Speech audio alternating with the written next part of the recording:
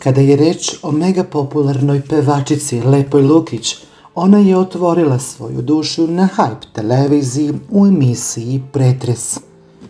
Tu je pričala o mnogim stvarima, a u jednom momentu Lepa Lukić se i rasplakala, pa tako je i završila u suzama. Lepa Lukić pričala je o svojoj majci i na koji način joj je majka preminula.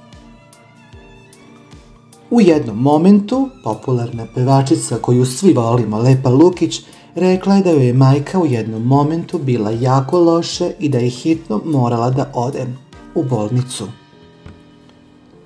A onda je Lepa Lukić otkrila jedne šokantne stvari.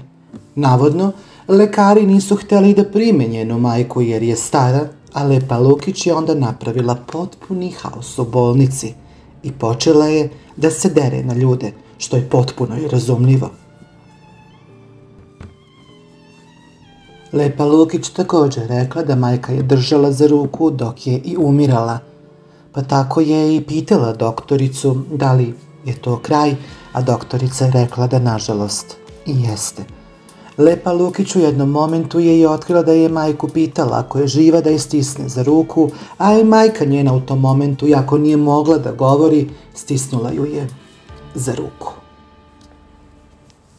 Tu noć saznala je da joj je majka preminula, a Lepa Lukić kaže da od te noći 7 dana nije sušila obraz jer je plakala za svojom majkom.